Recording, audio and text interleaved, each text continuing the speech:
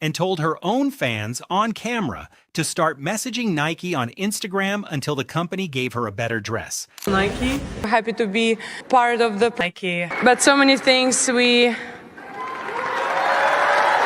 The world number one, publicly outsourcing her wardrobe war to strangers. And while she was doing that, Nike's marketing team was quietly hand-stitching Tagalog poetry into a hair tie for a 21-year-old from Manila, ranked 28th in the world.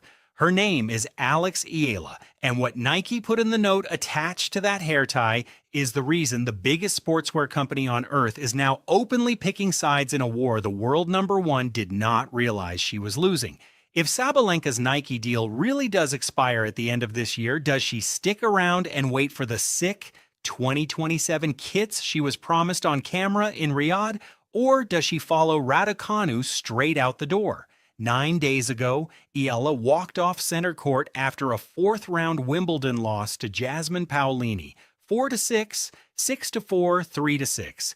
3 days after that, she flew home to Manila, and on July 13th, she was received at Malacañang Palace by the President of the Philippines, not as a tennis player, but as a national figure. That is the backdrop for what Nike did next.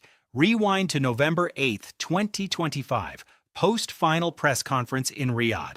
A reporter asks Sabalenka about her cutout dress, the same silhouette fans had already documented across the U.S. Open, Cincinnati, and Roland Garros. Her answer in her own words. Maybe we should just start messaging Nike, Instagram, and putting some pressure on. Maybe we should just start messaging Nike on Instagram and putting some pressure on, but let's wait for 2027, because that year is going to be sick.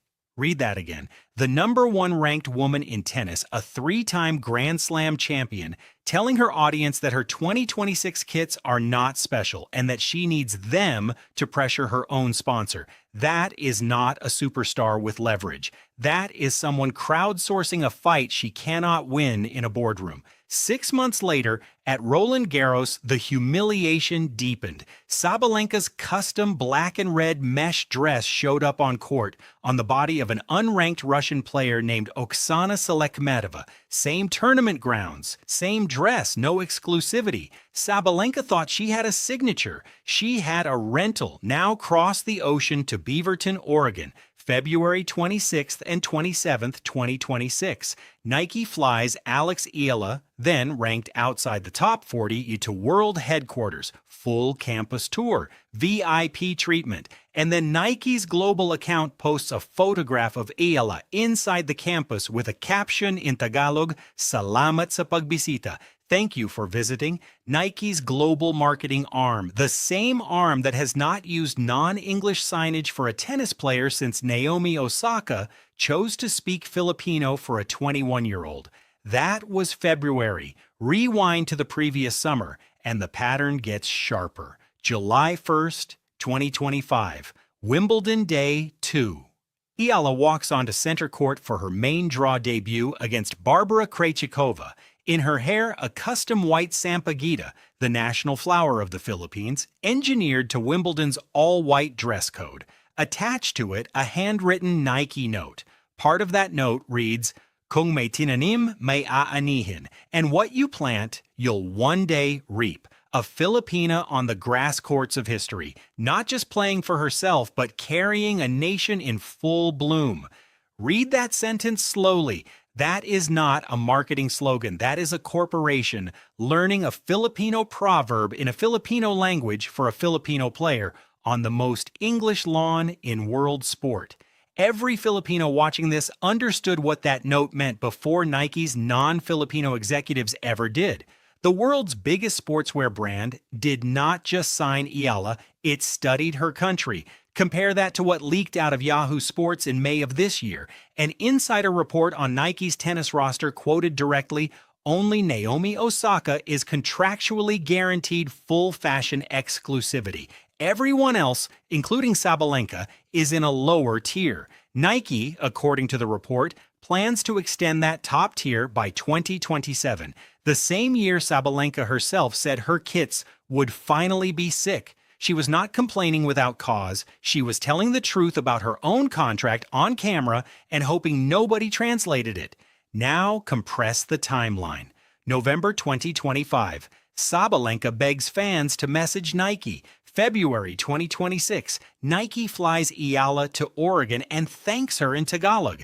May 2026, Sabalenka's dress ends up on another player. July 2026, Nike hands Eala a second custom piece at Wimbledon, a visor with Tagalog embroidery, and the pink kit associated with her run reportedly sells out on Nike Philippines within hours. 8 months, 2 players, 2 entirely different conversations, and this is the part the Filipino audience already knew in their bones before any Western outlet caught up. You watched the Sampaguita walk onto center court last year. You saw the Tagalog caption from Beaverton in February. You have been telling your friends for months that something rare was happening, that Nike was not just sponsoring Eala.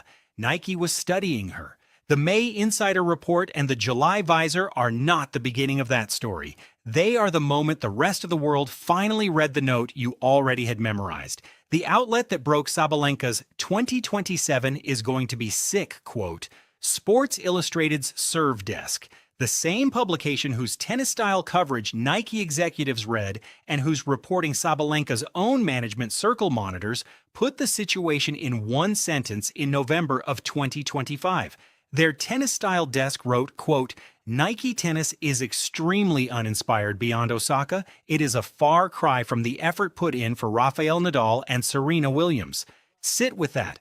The most authoritative American tennis media voice in print declared on the record that Nike had one player worth designing for. That was 8 months ago. Between then and now, Nike did not add a second player by ranking. Nike did not add a second player by Grand Slam count. Nike added a second player by nation, by language, by cultural gateway, and that player is Alex Eala. The Sports Illustrated verdict was not wrong. It was early. Here is what Nike's spreadsheet actually shows. Sabalenka competes under a neutral flag because of ongoing sanctions. She cannot deliver a national market to a global sponsor. Osaka opened Japan for Nike. Eala opens the Philippines, a 100+ million person nation with one of the largest overseas diasporas on the planet. And an untapped Southeast Asian tennis economy Nike has been trying to crack for a decade. That is not a ranking calculation. That is a geopolitics calculation. Watch the next 10 days. The Mubadala DC Open starts July 25th, and Eala's next Nike look will be dissected frame by frame the moment she steps on court. Then Canadian Open, then Cincinnati, where Sabalenka is defending, then the U.S. Open, where both women will play under the same sun in kits designed by the same company, telling 2 completely different stories. And by the end of 2026, Sabalenka's Nike contract is rumored, according to fan readings of her own 2027 phrasing, to be up for renegotiation. Emma Raducanu already walked from Nike to Uniqlo in February for a reported $3.5 million a year. The exit door is not theoretical anymore. Eala did not win Wimbledon. She lost in the round of 16 to Paolini, and it was not close in the third set. Contrast that with what she wrote after her Eastbourne final loss to Maya Joint last June, after squandering 4 championship points on her own Instagram. This has to be one of the toughest losses of my early career, but I firmly believe that it's these moments that make you stronger and shape your character. She wrote that. Then she went to Wimbledon and beat Iga Swiatek in the 3rd round. That is the pattern. Lose, fly home, show up. On July 13th, 6 days after Paolini beat her, she walked into Malacañang Palace as a guest of the president. Draw your own conclusion about what kind of 21-year-old does that. Circle back through the receipts. Riyadh, November. The world #1 asking strangers to fight Nike for her. Roland Garros, May. Her dress on another player's body. Beaverton, February. Nike, thanking Eala in Tagalog. Wimbledon, July of last year. A Sampaguita, a proverb, a nation in full bloom. Wimbledon this month. A visor stitched in her language and a pink kit selling out in the country she represents. Malacañang, July 13th. A president welcoming home the player Nike bet on before the rankings caught up. Nike is not snubbing Aryna Sabalenka. Nike is telling every player on its roster that being the best in the world is no longer the currency. The currency is a story, a language, and a nation. And right now, one 21-year-old from Manila is holding all three while the number one is drafting Instagram complaints. So here is the question, and answer it honestly in the comments. If Sabalenka's Nike deal really does expire at the end of this year, does she stick around and wait for the sick 2027 kits she was promised on camera in Riyadh?